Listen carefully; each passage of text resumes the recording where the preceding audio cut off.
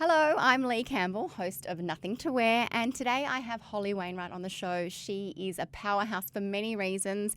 She hosts a bunch of podcasts. One launched last year called Mid, and it is amazing. So we're going to have a bit of an in-conversation chat. You have to do it. You live for fashion.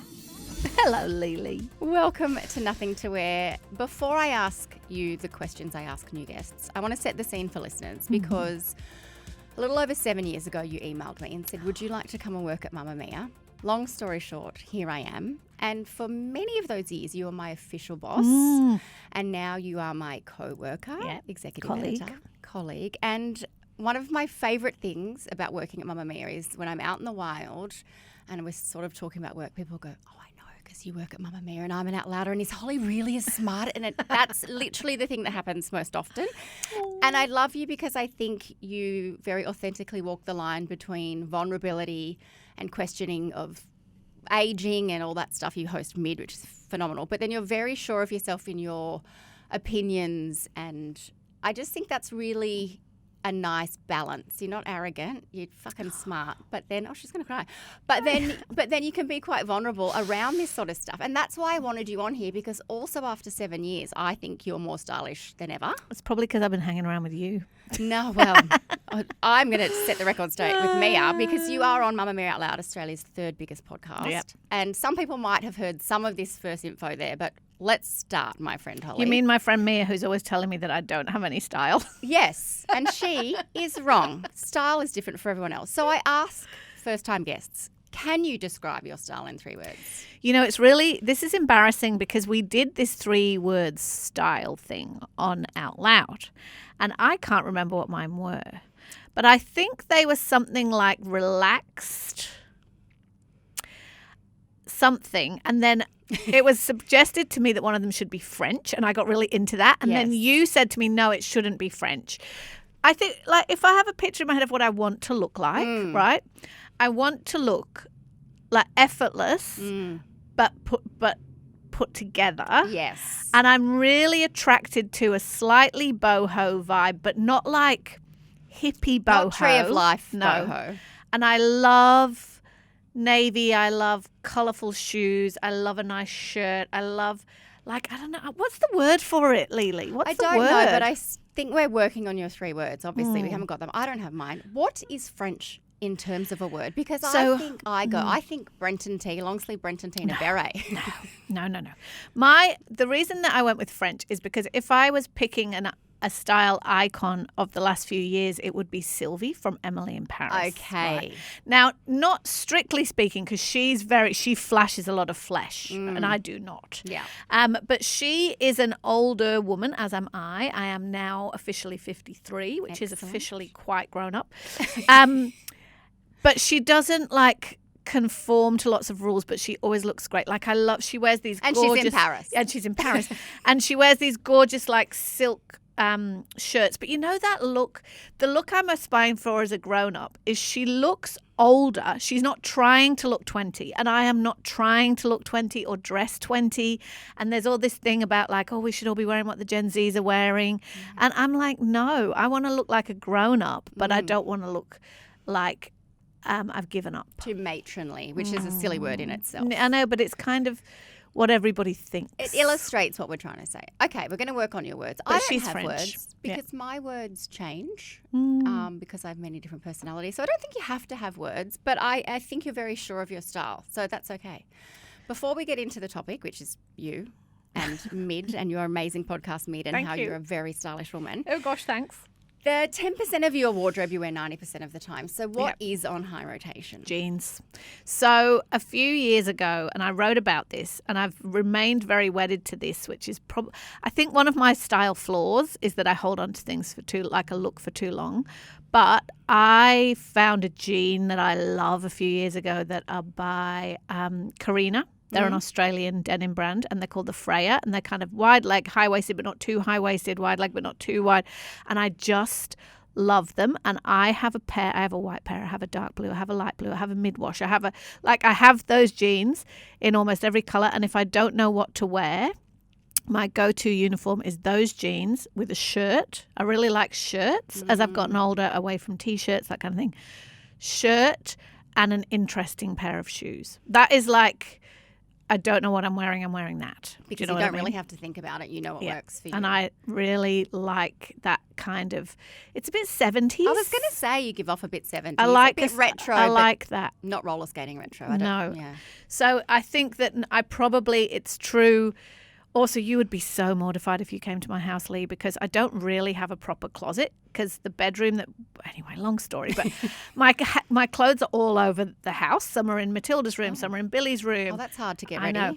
And so my 10% that I wear all the time is literally the one that's in my room, and I just wear those clothes all the time. And then I'll go into Matilda's room and I'll be like, oh, I've got that dress. Yes. Like, So you've physically done an edit by way of storage. So a lot of jeans, a lot of shirts, and a lot of colourful shoes. Okay, yeah, that's you. And you know what, though? You haven't held on to those jeans for too long. They work for you. Why start a whole new mission? I know, I do really like them. Love them. I'm wearing a pair today. Dark blue. My darkest wash. I'm into those. Now, how has your style changed over the years, do you think? You used to be in magazines. We were both at the same company, though we didn't know each other. Until now, has your style changed much, or have you always kind of been sure of your parameters? No, I don't think I'm sure of my parameters. Like a lot of women, I'm quite insecure about my body and my shape and all those things. And I know, we don't have to say, you don't have to be whatever, blah. Like women are. A lot of women are. So often I've been very insecure about what I look like. I went through a very long It's funny that now my go-to is jeans because for a very long time I never wore jeans. I only wore skirts. Were you scared of them? And dresses. Yes, I was definitely scared of them. I thought they didn't flatter me. I thought, because I'm short as well, like I'm really quite short. I'm 5'3". Often when I meet people, they're like, oh, I didn't know you were so short. And I used to only really wear skirts, and now I rarely wear skirts. I definitely decided around 50 that I was going to make more of an effort. Fuck it 50. Yeah, fuck it 50. And also I moved to the country and I spend a lot of my time when I'm there in very comfy knock around clothes. So when I come to the office, you'd be the same because I wasn't in fashion mags the way that you were or glossy monthlies. I was in weeklies, but still clothes are a thing, makeup's a thing, skincare's a thing. And it's fun to dress up and come to work. But every day gets a bit monotonous, whereas now you and I are sort of part-time here. It's fun to do the fancy and then the next day you're in your leggings. And generationally, it's interesting to me that all the young women we work with who are all very gorgeous and cool in all their different ways, but they will come to the office in leggings. It's not all of them, but some of them definitely will. And I would never. I think that must be a bit of a Gen X thing. I am not an active wear out of the house unless I am literally just walking the dog, doing the errands. You know what I mean? If I'm going anywhere where I might see people, I have to get out of my leggings. See, I'm an elder millennial and I am active wear outside of active, but not to the office. And I sometimes think that maybe there needs to be a bit of decorum, but I actually think that's because I'm old and things are changing. I don't judge it. I just really notice it. I don't judge it. I remember saying to one of my young colleagues recently, oh, but these aren't work clothes in whatever I was wearing. Oh, no. And she was like, what are work clothes? Yeah, particularly in such a casual office. I know. Well, speaking of this office, you work so closely with Mia, boss, podcaster, everything. She's a bowerbird when it comes to trends. She will try anything and maybe everything all at once. How do you personally feel about trends? Do you think they're too fast, too intimidating? I think they're too fast and too intimidating, and I am a late adopter. So Mia will be wearing this whatever pair of trainers or whatever, and I'll be like, oh, I like those, but they're too much for me. Or I think, suddenly everyone in the office is wearing them, and I'm like, oh, no, I don't want to be that. But then 6 months later, I'll totally be wearing them. I'm a much slower adopter. Do you feel any pressure to be trend-driven or to wear trends, though? No, not really. Every now and again, I'll get a comment from my beloved friend Mia that makes me go, oh, how I was wedded, and I still am in a way, to my wooden-soled 70s clogs. Yes, they're great. I have so many pairs of those. So when you find something, you really commit. Yeah, I do. When I find something that I love, and I'll wear for ages. And I remember Mia saying to me once, you just got to stop wearing those. They're not cool. I was like, I don't care that they're not cool. They kind of are very cool right now. Yeah. They're just noisy. They were noisy anyway. And it takes me a longer to cycle through. And what amazes me about Mia, and I love seeing what she's wearing every day, brings me a lot of joy. I work with Mia closely, particularly 3 days a week. She walks into the meeting at 8:30 in the morning, and I'm always delighted to see what's going on. Yes. But I can't give it that much time and energy, and I just don't have the confidence. Yeah, and the variety, I think I can't imagine how many clothes she has. Or you, my friend. You wear amazing clothes all the time. It's a very different vibe. Yeah, different to me, but I then have all my personalities in my wardrobe, and sometimes she can't decide. Yes. I'm so excited and interested, and I've always wanted to ask you this in a public arena, to get your thoughts on fashion and feminism, or fashion versus feminism, because I've been a lifestyle journalist for 20-something years, mostly writing about or talking about lipstick and makeup, and I've always had to defend the fact that I believe women can be smart and care about current affairs and love eyeshadow. So what are your thoughts? Can a woman really care about both? And is there a line between self-expression and vanity? Or if we're really feminist, should we be fighting the patriarchy and wearing a plastic bag? It's funny. I think that absolutely women can care about fashion and feminism, of course, and politics and makeup and all those things. But it's interesting in that we still have this embedded view in our heads that because the idea of being a real feminist is that you're not kowtowing to the male gaze, right? That's the idea. And I know this wouldn't be shocking to you, but I know very few women who actually dress for the male gaze. I agree. Including when I was younger. Because I definitely think as you get older, you give fewer fucks about dressing for the male gaze, of course. But so when you were younger, do you think you dressed still for yourself or for other women? You know how you have, I don't know about... I have some outfits from different eras that were very defining of what I was wearing at that moment. And there were definitely times when I was young. I've always worn whatever I want or whatever I felt comfortable in, as I say, with all the usual insecurities. I've never been one of those, fuck it, I don't care whether I look good if I think. But, I remember there were phases when I would be in relationships and the guy would be like, I like short skirts, and you'd be like, oh, that. And then part of you goes, oh, okay, and you go and try and you think, Nah. But I have never really dressed for men, and I think that it's true that for some people clothes are more self-expression than others, but I think that for all of us, feeling confident, feeling positive, feeling powerful is a good thing, right? And if that is tied to the way you look, that might be patriarchy who put that idea there somewhere with a big side of capitalism who want you to buy more things. But also, if it works for you, I think 100% yes. Because how do you feel when you've put together a good outfit or thrown it together and you've come to the city? Does it make a difference if you like the way you feel in your clothes that day? Definitely. And 100% it does. And equally, and this is one of the things that can be quite confronting as you age, right, is that sometimes making, and I hate to use the words, but making a bit of an effort, like, putting on the lipstick or wearing that outfit, rather than if, you can become invisible very quickly when you don't, as you get older. Because I think there's a difference between giving no fucks and stop trying. Because as long as you're trying for yourself. I think, but that's the key, trying for yourself. Because often when people say, oh, she's given up, that statement is so loaded, right? It's often about bodies and it's about grey hair and it's about a lot of things that don't necessarily mean anyone's given up anything.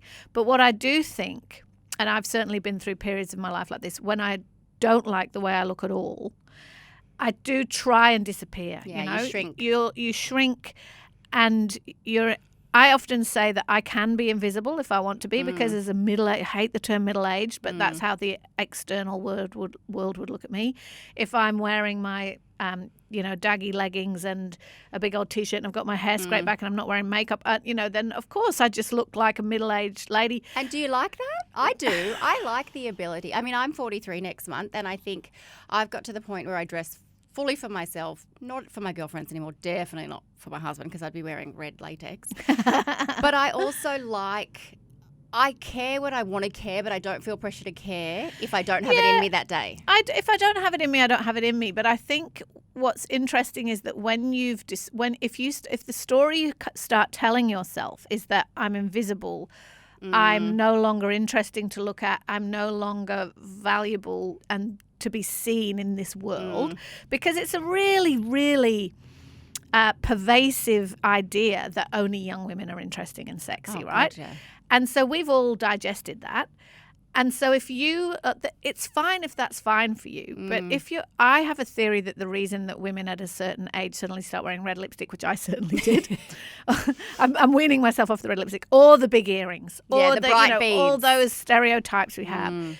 It's just a way of saying, hey, I'm here, right? And I think that whatever makes you happy, you should do. And I don't think that caring about clothes, caring about fashion, caring about lipstick is in any way anti-feminist. I think that idea is dead. Thank goodness, because I felt that too, but you are my moral compass and opinion of when I listen to Out Loud, I think, oh, yes, Jessie, and then I think, oh, yes, Mary, and then I hear your, and I go, yes, that's what I was trying to think. Yes. Now, last year you launched Mid. Yes. Which is a podcast that has changed my life. I am 43 next month, as I mentioned, and I'm definitely mid. I am on... You're only just mid, but welcome. I'm Sit middle. with us. Well, if I live to 80-something, but I'm on hormone replacement. And I love that the show really does cater for, anyone. It's for everybody. It's for everybody.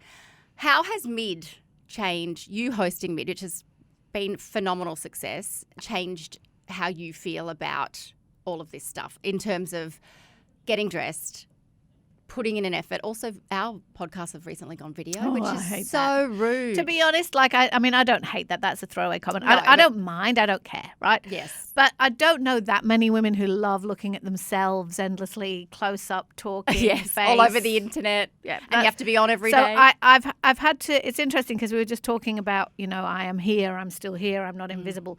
But I've also had to decouple myself a bit from just that constant self-critique that's like, you look old, you're jowls, you're this, you're that, your hair. So I very much tell that voice to take a shushie. Yes. But I've found making Mid so... I'm going to use a really cheesy word, but empowering, because the thing that I'm really passionate about is whatever you want to look like, whatever you want to wear, whatever, that's up to you as you get older. But just don't stop being you, right? Because as I was just saying about this script we've all internalized, is my time's over. I've got to sit down, let the young'uns take over. Yes, the young'uns should be taken. I've got a 15-year-old daughter, and I get so much joy from watching her, beauty and her, when I say beauty, I just mean to me, she's beautiful. I don't necessarily mean she's a beauty, but and watching her play with all that stuff. And it's funny because as a feminist mother, though, I do often find myself saying, stop staring at yourself so much. But I'm not in any way, you hear those tropes about then the middle-aged mums get jealous. Yes. I don't feel that even a tiny bit. I'm like, you go, girl. I can't wait to see you really rocking these years and finding yourself and get more comfortable, hopefully, all the time. But I also think that there's room for all of us at our different stages to still be seen and visible and still be pushing things and taking risks and making new stuff. And one of the things that's been great about Mid is when I ask the audience, send me your pictures and tell me what you're doing and tell me what you're exciting about. These women are doing amazing shit. And many of them look great doing it. In fact, of course, they all look great doing it. But it's that thing of I'm still here. You can still see me. The world can still see me. I'm not stopping. I'm not suddenly fading into the background. There are still things I want to do, places I want to go, adventures I want to have, dresses I want to wear. Yeah. That's what I love about it. And I feel like from that I've taken Mid might be a life stage in terms of age, but it's not a label. You don't have to be, that's all you are. No. It's nothing about that. Not at all. And also the other thing is we've, again, with this ageism that we've all internalized, we're why? When I think about you, Leigh, nearly all the amazing women I know, think of all the shit you've lived through. Think of all the things you've been through, all the different versions of yourself you've been. Think of all the, the trials you've survived, the disappointments, the griefs, the triumphs, we're amazing. And yet somehow we've all been convinced that we're really sad. Yeah. And it's we need to take that lie back and whiz it up and throw it back in people's faces, because how wise and powerful you are today, you've never been as wise and powerful as this. And it's just going to get better. Exactly. Now, you touched on around turning 50, you kind of had, I won't put words in your mouth, but a light bulb moment. You wanted to really feel good. I did. So how did you approach that with fashion, and why at 50 did you think that the invisibility was inevitable if you didn't really mull that over, or a slippery slope, or what made you? I just suddenly really embraced the idea that I didn't have to kind of go, You know how we always, when we used to consume fashion magazines all the time, dressing is always like, what'll make you look taller? What'll make you look slimmer? What'll make you look younger? What's flattering? What's this? And we Work have out all your body shape, your repair, hide it this way. Exactly. And you have all these scripts in your head about I can't wear this and I can't wear that and I can't wear that. And I think that part of this whole reclaiming of things, I was like, I can wear what I want, you know, and I will die on the hill that any woman can wear what they want, what she wants, in terms of how much flesh she wants to flash and all that. That's not my thing, but like go hard if it's your thing. But I was like, I don't want to stop feeling like me. And also, as I say, I kind of found, because I'm not hugely confident in fashion, finding a kind of a bit of a uniform for that period that was my shirts and jeans, which I'm kind of trying to break out of, was really useful because it means now that when I go shopping and I get a bit overwhelmed, or at least in that period, I'd be like, well, what I'm looking for is interesting shirts. Bit of a safety net. Yeah. Like I've got all these great pairs of jeans, whatever, that I know look good with a shirt and a nice shoe. So where can I find interesting shirts? You know, and then colours. Oh, God, Leigh, don't get us started. No, we're not going into colours. Wear whatever colour you like. I know, but I, for a long time, would only wear blue because I love blue. Suits you. And I walk into a shop and I'm nearly always... I think we were in Maya once and you bought a cornflower blue something. I did you? I did. Or did I? I did. And I bought a white Greek shirt with like this blue stitching. I love that shirt. I still wear it. But you can get a bit stuck in those ruts, and I was definitely stuck in a blue rut. Still am wearing navy today. But I kind of try and push myself out of those things, but it's also okay to have your comfort zones. Oh my gosh, that's called personal style. Yeah. It's a good thing. And it suits me, I think. So are you feeling a bit on the edge of a little bit of an evolution? I am. I'm feeling like, what does what's that look next? like? I'm not sure, but I've suddenly started wearing flat shoes, which I haven't done for years. I wear flat shoes in my real life, but in my work life, back to that sort of insecurity thing and the feeling like I'm a bit short and I'm a bit, I always wear a little bit of a heel. Okay. My clogs or those awesome shoes that you got me to buy. Yes. We'll talk about those. Oh, I was wondering if you're going to bring them later, otherwise we have to reveal. Yes. But when you walked into the studio today, I said, Holly, I love your cage sandals. And you said, thank you, what's a cage sandal? Yes. And it's like a thatched sandal, but it's closed at the toe. So they're very trans-seasonal. They're the colour of the season, cherry red. So look how trendy you are. I've always loved colourful shoes. Okay. I think that goes back to the times that I haven't felt very confident. You can wear black and a great pair of colourful shoes. You can wear jeans and a great pair. So I've always had, I don't think I own any black shoes. Maybe one, and two. I think, pregnancy aside, usually your shoes fit and your bag fits. Exactly. And so it's like, I'm going to bring my joy there if I'm throwing on something. So I bought these. The shoes I'm wearing today are my new favourite thing. They are from Baird, and they are a bright red, cherry red sandal, and far out, they make me happy. They're so good. Do you think the heels was was it out of joy or out of, this is turning into a psychiatrist session, but do you think that was something you told yourself? I definitely think I tell myself that I have to wear a bit of a heel because I'm a bit short and a bit dumpy or whatever. But, maybe I do and maybe I don't. Because you don't exude that at all. I just think of you as, the parameters of your personal style, and they are not extremely wide, like me are wide, but they're very Holly. I could pick your outfit out of a lineup, and I love that. That's good. I like that. I'm glad about that, because sometimes I feel like, I don't, I always think it's a spectrum, isn't it? Like I care a lot more about what I look like than some of my friends, and nowhere near as much as some of my other friends. You know what I mean? Yeah. I'm kind of like somewhere like you in the say middle when you go there. out to the real world and people are like, okay, so I'm thinking about getting into cleanser. I've been using soap, and I'm like, oh, okay. Exactly. Which is fine, but we do live in a bubble. We do. Do you search for fashion inspiration, or where do you find it by osmosis? So I don't search for it really. It's often I see people wearing things that I love, although not quite like Mia does, where she'll be like, where are those shoes? And she's bought them before she's walked away. Hear from the iconic in 3 hours. I know. And I guess I do look at, it sounds so old school magazine-y of me, but of course I look at what real women are wearing, like famous women are wearing and movie characters are wearing and whatever. But until I was striking on my French friend Sylvie last week, I didn't really have an icon for a while, but she is my icon at the minute. The other reason I like that French look on the older women is they seem to wear a bit of a wrinkle without being too paranoid, and their hair is always fabulous. Agreed. French women somehow do maybe roll out of bed and look that good, or make it look like they just did. And in my dreams, that's me. They smoke too, but we're definitely not going that far. Definitely not. To women who are mid or in their 50s and they feel like they're stuck in a style rush, what's your advice?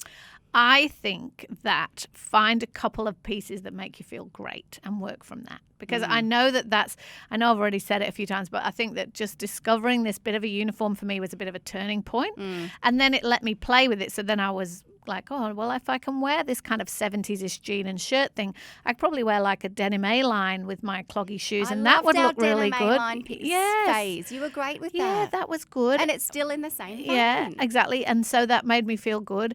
And I think that, if you just start with something that doesn't feel too scary. And you know what? The other thing is that when you change your style a bit, if you don't live in a fashiony world, sometimes the people around you can make you feel a bit embarrassed about it. They can be like, I remember when I was in my peak experimental phase and I turned up to a place with my old friends and I was wearing like these cargo, like these sort of, I don't know why I was wearing them actually. Was it the Kylie Minogue cargo pants? Blue, they were like blue cargo panty pants. And my friend was like, who do you think you are? Like, are you a 12-year-old boy? I was like, well, maybe I am today. Yeah. No, just don't comment. So don't let other people scare you and just find something you like and then sort of branch out from there. I so agree because I think the volume, I mean, Mia and myself aside, who probably have a problem. Volume is not an ideal scenario if you're not going to wear it. Just get your key pieces. That's your 10%. You don't have to have the 90% hiding in the back there. I am a mid-range queen, right? So I'm scared of really expensive clothes, but I'm not really a fast fashion gal. I like a mid-range. You're mid when it comes to everything. I'm like, I don't want the cheapest and I don't want the most expensive. Yeah, it's very realistic. It's embarrassing. It's not embarrassing. That's how most people are. They want stuff to last but not to have to mortgage their house. Yeah, because exactly. It's like I like your jeans to look like they're quality, blah, blah. And also, I literally do wear things for years, which, it's maybe a bit embarrassing for me, but I do. It's not, Holly. That's how the world was. Yeah. Speaking of what we wear or what we want to wear, BOUJEE and budget time. Oh, yeah. As a fellow mid-woman, 10 years your senior, but still on the same journey, I've brought a BOUJEE and budget myself because it's taken me this long to get to the point where I know what I don't want to wear. And I think that really helps quiet the noise. So I think actually that's the real key, right? Is that I often feel that way too. I know, well, I would never wear that. Yes. You see people on the street and you think, I would never wear that. And you don't mean that in a mean way. No. They might look amazing, but I would never wear that. And often, like with boyfriends and jobs and all kinds of things, you're like, I know what I don't want. Yes. I don't quite know what I want, but I know what I don't want. And that's a filter in of itself. It's like oftentimes I'll find some things confusing, some things I'll fall in love with, but when I definitely know I don't want that or to feel that way or to wear that or to look that way, it really helps. Yes. Please start with your budget. Okay, so my budget is really boring, but in my real life... I think you mean practical. I mean practical. Not that I know what it is. I mean practical. Yeah. But in my real life, so I live like 2 hours south, I would look ridiculous walking around where I live in even the quite most basic things I wear to the office, like even my bright red shoes. Unless I was going out for dinner. Dancing. Like going to the club, like whatever. I would look a bit silly. Nightclub or no, I mean like bowling club. Yes. We don't have nightclubs where I live. I'm very there. I'm very like shorts, T-shirts.